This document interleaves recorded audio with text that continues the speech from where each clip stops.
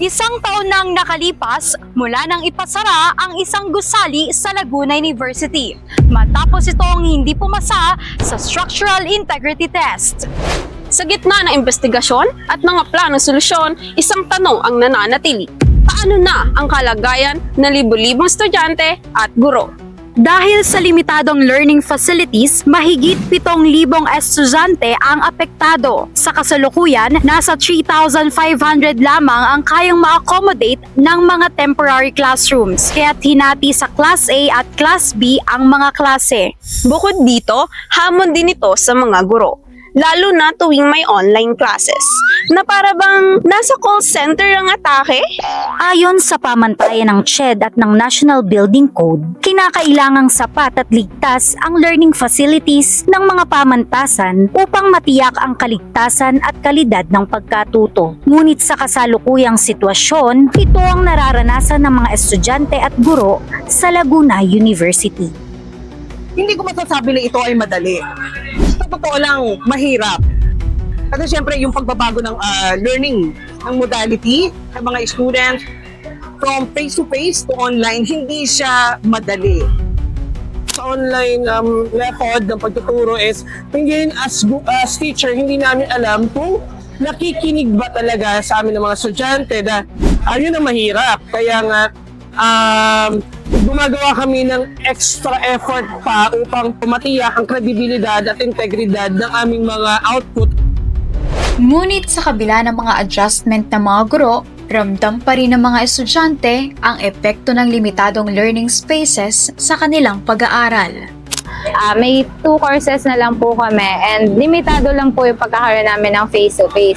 And sa isang linggo po, parang mabibilang mo lang po sa daliri ko ilang beses kami papasok. And then ang mangyayari po, nakaka-cancel pa po ito kasi nga po, nagkakaroon ng conflict sa mga rooms po.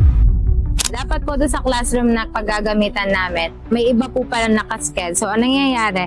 Kailangan po namin umalis kasi originally hindi naman po talaga kami nakaschedule. Hintay po kami ng almost 1 hour sa labas po. Napakahalaga na meron tayo na sapat na facility or equipment. Bilang isang communication student, marami tayong technical skills na kailangan matutunan na nangangailangan ng applications method.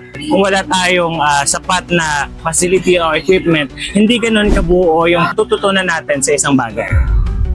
Meron tayong RTV, meron tayong radio room at iba pa. However, hindi mawawala yung meron pa rin kulang. At isa pa, pagdating sa mga live stream or sa mga live broadcast, wala din tayong equipment kagaya ng mga computers o laptops na magagamit ng mga estudyante. Pang sa ganun, ay ma-apply nila yung mga natututunan nila sa loob ng klase.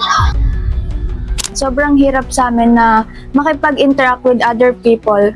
Kailangan namin makipag-interact kasi nga, ganun yung industry namin. And then, yung isa pa naming problem, facilities which is yung ComLab na bawal daw kami gumamit ng mga equipment doon kasi daw hindi kami priority. Pero meron kasi kaming subject na align with computers.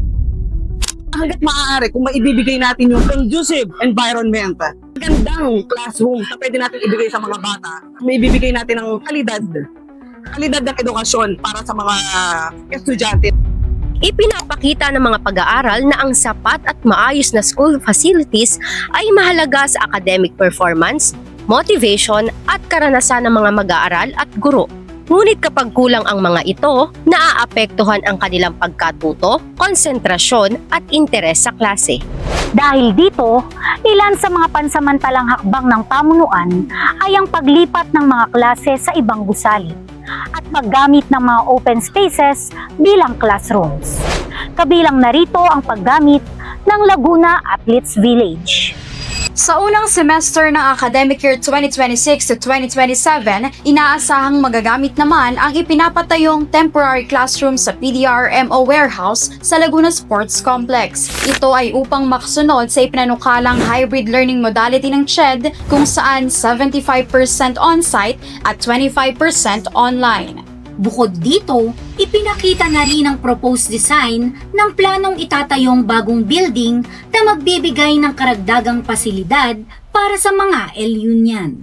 Sa kabila ng limitadong espasyo, nagsusumika pa rin ang mga estudyante at guro upang hindi maantala ang pag-aaral. Sa tingin ninyo, Sapat na ba ang pansamantalang solusyon upang matiyak ang kalidad ng edukasyon o kinakailangan na ng pangmatagalang solusyon? At kung walang sapat na silid-aralan, paano mahuhubog ang kinabukasan? Share nyo na sa comment section.